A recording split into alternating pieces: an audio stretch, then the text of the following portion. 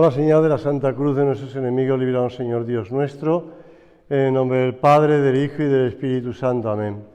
Señor mío y Dios mío, creo firmemente que estás aquí, que me ves, que me oyes. Te adoro con profunda reverencia. Te pido perdón de mis pecados y gracia para hacer con fruto este rato de oración. Madre mía Inmaculada, San José, mi Padre y Señor, Ángel de mi guarda, interceded por mí.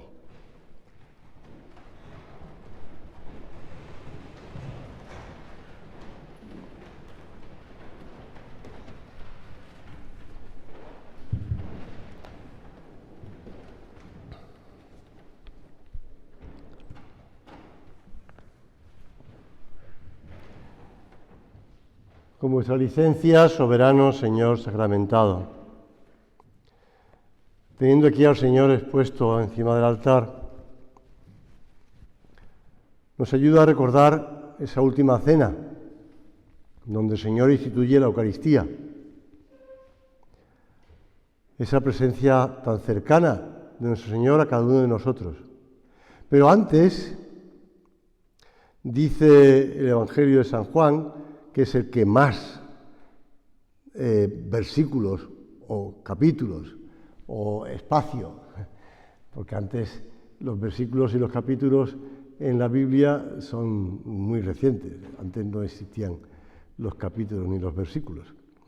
Pues en el capítulo 13, al comienzo, cuando va narrando la última cena, dice: la víspera de la fiesta de Pascua, como Jesús sabía que había llegado su hora de pasar de este mundo al Padre, habiendo amado a los suyos que estaban en el mundo, los amó hasta el fin. Y mientras celebraban la cena, cuando el diablo ya había sugerido en el corazón de Judas, hijo de Simón Iscariote, que lo entregara, como Jesús sabía que todo lo había puesto el Padre en sus manos y que había salido de Dios y a Dios volvía, se levantó de la cena, se quitó el manto, tomó una toalla y se la puso a la cintura. Después echó agua en una jofaina y empezó a lavarle los pies a los discípulos y a secárselos con la toalla que se había puesto a la cintura. Señor, tú me vas a lavar a mí los pies. Así reacciona Pedro, Simón Pedro, cuando el Señor se acerca a donde estaba para lavarle los pies. Y el Señor, pues, presiona y convence a San Pedro de que se deje lavar los pies. Y a continuación, pues, les entrega ese mandamiento nuevo. Un mandamiento nuevo os doy, que os améis unos a otros como yo os he amado. En esto conocerán todos que sois mis discípulos. San José María le tenía un gran recuerdo a este mandamiento nuevo, no porque salí ayer un poco en las narraciones que escuchábamos, cuando la guerra estaba a punto de trasladar y empezar una residencia. Y la residencia, que ya estaba pues a punto de funcionar, fue destruida, porque en un momento el frente de aquí de Madrid estuvo ahí muy cerca, está la casa en la ciudad universitaria, con lo cual pues está cerca, y que quedó destrozada. Y cuando al acabar la guerra pudo entrar en la residencia, lo único que encontró fue el mandamiento nuevo que él había colocado en la sala de estudio. Y desde entonces decidió que en todas las residencias y club se pusiera siempre en la sala de estudio un mandatum novum, un mandamiento nuevo. Recordamos, pero él ya lo había puesto porque siempre les decía a los jóvenes que se acercaban a él, a su dirección espiritual, a su predicación, a los medios de formación, etcétera, la importancia del mandamiento nuevo. Que no se quedaran simplemente en rezar, en estudiar, lo escuchábamos también un día estos en una de las grabaciones, que no se quedaran en rezar, en estudiar. También tenía que pensar en los demás, sentir la preocupación por los demás, y por eso les llevaba a catequesis, les llevaba a visitar a personas pobres y necesitadas, y les llevaba para fomentar en ellos la preocupación, el desvelo por los demás. Ese mandamiento nuevo os doy, que os améis los unos a los otros como yo os he amado. No olvides lo que te decía ayer en la meditación. Cuando hicisteis con uno de estos mis pequeños, conmigo lo hicisteis. El Señor nos preguntará a la hora del examen qué es lo que hemos hecho con los demás, porque lo habremos hecho con Él. Todo lo que hicisteis por uno de mis hermanos pequeños, por mí lo hicisteis. Con la ayuda de la gracia, el cristiano descubre en su prójimo a Dios. Siempre que estoy en la catequesis con los niños en primera comunión, cuando estamos repasando, estudiando los mandamientos, yo les he puesto, además, tienen unos papeles donde están escritos los mandamientos, los sacramentos, tal, para que vayan aprendiéndolo y tal. A ver, mandamientos. Y entonces, se lo voy explicando, claro, por lo menos la primera vez. No codiciarás los bienes del prójimo. ¿Qué significa codiciar? Entonces, pues le explico lo que significa codiciar. Los bienes del prójimo. ¿Quién es tu prójimo? Claro, los niños no entienden la palabra prójimo. Entonces ya les pego un empujón al que tengo al lado, digo, tú eres mi prójimo. El chaval se aparta y le sigo pegando empujones porque como está cerca de mí, bueno, en plan de broma, no, tampoco. Pero el que está próximo a mí es mi prójimo. Próximo, es lo mismo, la misma palabra, prójimo y próximo. ¿Quién está cerca de ti? ¿Quién está próximo a ti? Pues yo también, ¿no? Sí, yo también. Pues tu padre, tu madre, tu hermano, tu hermana, tu vecino, tu compañero de clase, otro compañero, el que se sienta contigo en el autobús de la ruta, si vas en ruta, el que va contigo en el coche, si tu padre o tu madre pues lleva a varios del colegio, a casa, lo que sea. Ese es tu prójimo, el que está próximo a ti. Sabe que todos somos hijos del mismo Padre y hermanos de Jesucristo. Nuestro amor no se confunde con una postura sentimental, decía San José María en unas homilías recogidas en Amigos de Dios. No se confunde con una postura sentimental.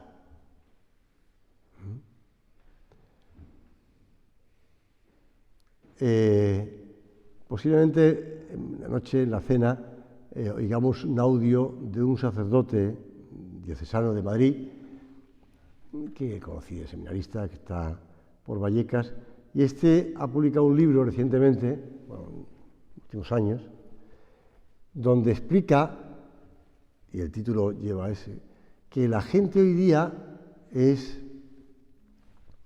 pues, por dentro son sentimentalistas. Es decir, son sentimentalistas, pero por fuera lo que buscan es el materialista, el dinero. Por tanto, lo que hay día que, bueno, está muy bien el tema del sentimiento, oye, hay que defender los derechos de tal y de los derechos de cual, y hay que defender los derechos todos los derechos de todo el mundo, me parece muy bien.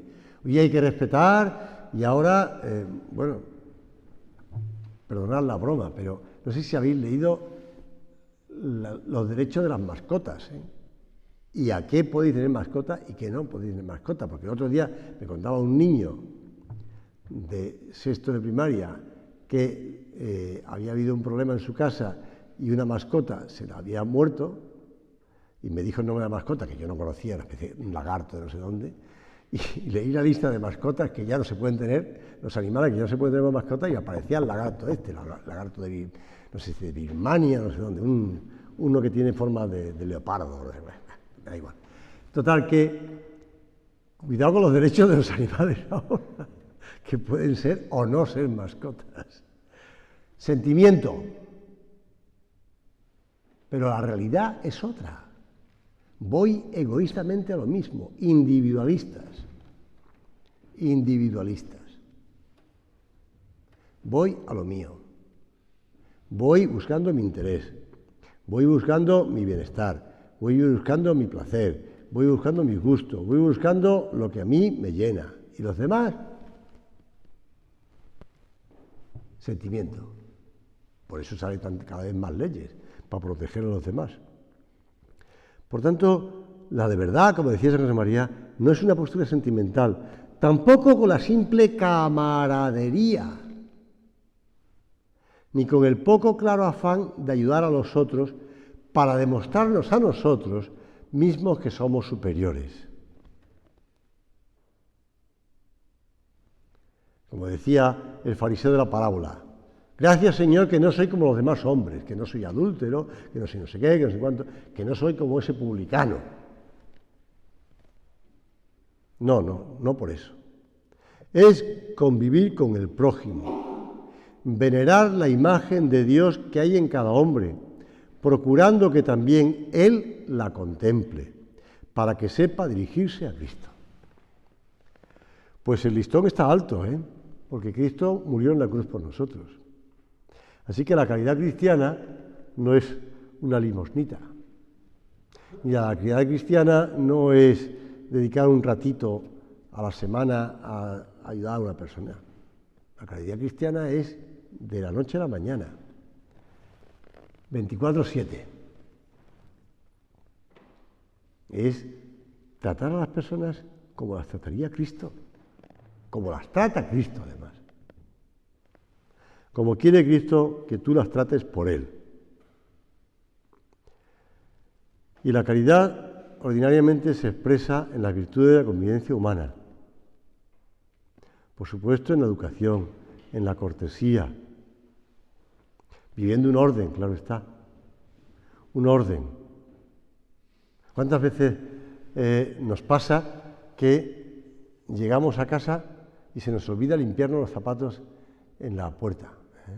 Y entramos en casa y la paciencia que hemos tenido fuera con los demás, la comprensión que hemos tenido fuera con los demás, en casa se nos olvida.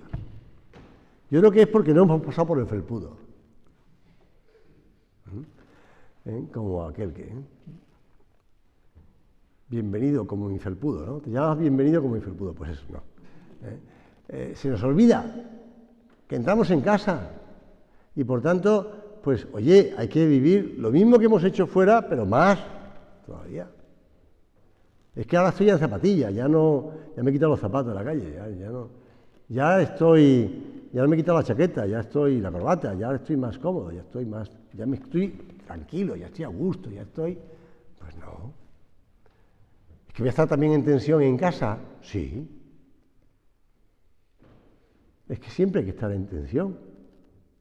O es que nuestro Señor cuando estaba con la gente no estaba en tensión y no se daba cuenta de que ese que iban a enterrar era el hijo de una mujer viuda. No se da cuenta de que aquella mujer que se acerca al pozo es una samaritana y que la pobre necesita de alguien que le ayude porque incluso el que está ahora no es su marido. Y tantas cosas que el Señor se va dando cuenta. Y va captando de los demás, de la viuda que echa aquellas 2 moneditas. El Señor capta las necesidades de los demás. Capta porque está pendiente de los demás. Porque está queriendo ver a los demás. Porque el amor siempre es querer. Y es querer ver. Querer entender, querer comprender, querer ayudar. Querer ponerse en el lugar de los demás. Y entonces, eso decía yo el otro día, ya meses, muchos meses, a una mujer, oye, tienes que cuidar a tu marido. ¿Y quién cuida de mí? Pues tu marido, claro, no te preocupes. Tú cuida de tu marido. Claro. Porque podemos estar haciendo cosas por otro, pero a lo mejor el que tenemos al lado no. Pues ese es el más cercano, el más importante. Es el más importante. Sin la caridad la vida se queda vacía. Sin la caridad de poco sirven los dones más apreciados. En las famosas palabras de San Pablo, ¿no? En la carta a los Corintios. Si no tengo caridad, nada soy. Muchos doctores y escribas sabían más de Dios, inmensamente más, que la mayoría de quienes acompañaban a Jesús. Gente que ignoraba la ley, pero su ciencia se quedó sin fruto. La falta de caridad embota la inteligencia para el conocimiento de Dios y también de la dignidad del hombre. Solamente la caridad nos prepara y dispone para entender al Señor y a lo que a Él se refiere. Y además ya te decía el otro día que la caridad, junto con la fe y con la esperanza, nos viene con esa gracia de Dios, con esa sangre de Dios que recibimos en la oración y en los sacramentos. Por tanto, pídele tú al Señor ahora que ponga en ti el querer y el obrar. Que ponga en ti el querer. Señor, ponme en mí el querer a los demás. En querer a los demás. Y empezando por las cosas más menudas. Esta anécdota es muy conocida, pero bueno, vivía en un pueblo una anciana que pasaba de los 100 años. Pobre mujer, vivir 100 años, tiene que ser cansado. Yo estaba con un sacerdote que cumplió más de 100 años. Perfectamente, estaba muy bien. Llegabas a visitarle, ya no salía de la residencia donde vivía, ya no salía, entonces llegabas a visitarle y él te daba un papelito. Porque él en su oración y en las cosas que leía iba apuntando ideas espirituales que le gustaban. Entonces las dejaba en papelitos pequeños, eran tiritas, como esas que venían antes en los caramelos o en las chocolatinas, pues sigue pidiendo. Pues entonces te decía, toma, coge una, la cesta, y entonces tú cogías y la leías, y yo, no, es para ti, llévatela, te ayudará. Pero, muchas gracias. Pues vivió más de 100 años, vivió la guerra civil española, me contaba, pero no cuento cosas de la guerra civil, de él porque era muy divertido, muy divertido, muy divertido. Era de armas tomar, pero no en la guerra, porque no batalló, pero sí antes de la guerra, defendiendo la fe, de armas tomar. Bueno, pues vivía en un pueblo una anciana que pasaba de los 100 años. Había un par de cosas en ella que causaban admiración entre el vecindario. Lo bien que conservaba su dentadura y el que nunca le habían oído hablar mal ni murmurar de nadie en toda su vida. Cuando murió en la misa del funeral, en la homilía el párroco dijo: ¿saben por qué esta mujer ha conservado perfectamente sus dientes? Porque nunca mordió a nadie. Ya sé que es un poco broma, ¿no? Pero es verdad, es verdad, es verdad, es verdad. Todos somos inteligentes porque Dios nos ha creado con inteligencia y con voluntad y captamos los defectos de los demás. Y sobre todo si insisten, si son reiterados, si son persistentes. La persona que está, por ejemplo, trabajando junto a nosotros, digamos ya leyendo un libro en la biblioteca y está con el pie taconeando. Somos insistentes. Santa Teresita de Jesús, cuando iba a rezar el rosario con las monjas en el convento, había una monja que estaba constantemente dándole golpecitos con el rosario, y además entonces no eran de plástico, sino eran cuentas de madera, a la madera del banco, y le ponía frenética. No está escrito, no me lo invento yo. Pues rezaba con eso y procuraba tratar con más cariño a la monja en cuestión, que ni se enteraba de que estaba poniendo frenética a la otra carmelita, Santa Teresita de Jesús. Y había otra monja que cuando estaba lavando la ropa en el río o en la fuente o lo que sea, pues siempre al lavar y tal, salpicaba de agua sucia a los demás. Y claro, tampoco le pusiera muy contento, ¿no? Pues ella sabía ofrecerlo. Eso lo sabemos por sus hermanas y porque además ella cuando hablaba de su oración lo dice. Por eso dice San Pablo que la caridad es paciente con los demás. Es paciente, es comprensiva, es saber comprender. Imitamos a Jesús, que conociendo bien la malicia de los fariseos, dice San Cirilo de Alejandría, condescendió con ellos para ganarlos, como los buenos médicos, que prodigan mejores remedios a los enfermos más graves. Hablando de Alejandría, por cierto, es que como soy filósofo, siempre me acuerdo de Alejandría, me acuerdo de esto. Hace unos años hicieron una película en España de una filósofa, Alejandría, Hipatia. Y hicieron la película porque además ponían ahí que por su filosofía y por su amor a la ciencia y la filosofía la habían perseguido y la habían llevado a matarla, la habían matado, ¿no? Los cristianos. Lo que sí es verdad es que la patrona de los filósofos, que es Santa Catalina de Alejandría, es filósofa de Alejandría y murió mártir allí, en Alejandría, por ser cristiana. Eso sí que es verdad, no la otra película que montaron esta gente que... Bueno, así se escribe la historia, ¿no? Pues San Cirilo decía eso. Condescendió con ellos para ganarlos, como los buenos médicos que prodigan mejores remedios a los enfermos más graves.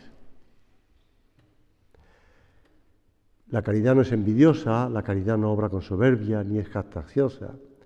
La caridad no toma en cuenta el mal, no guarda lista de agravios, todo lo excusa. La caridad no busca lo suyo, es San Pablo. La caridad es la que permanece. Cuando muramos, la fe y la esperanza ya no hace falta, pero la caridad es la que permanece. A Santa Teresa le murió su madre cuando ella tenía 13 años. Se encontró tan sola y tan frágil que se sintió espantada. Y le pidió a su hermano Rodrigo que la acompañara por el mismo camino que había seguido años antes en busca del martirio, pero no era para morir mártires. Llegaron a la ermita de San Lorenzo. Entró ella sola, se arrodilló ante la imagen de Nuestra Señora de la Caridad y nos lo cuenta ella misma. Como yo comencé a entender lo que había perdido, afligida fuime a una imagen de Nuestra Señora y supliquéla fuese mi madre con muchas lágrimas. Paréceme que aunque se hizo con simpleza, me ha valido. Pedimos a la Virgen que nos ayude a querer como ella quería, como ella veía a Jesús, Dios y hombre, a querer con ese amor que le llevó a entregar todo, hasta su Hijo en la cruz.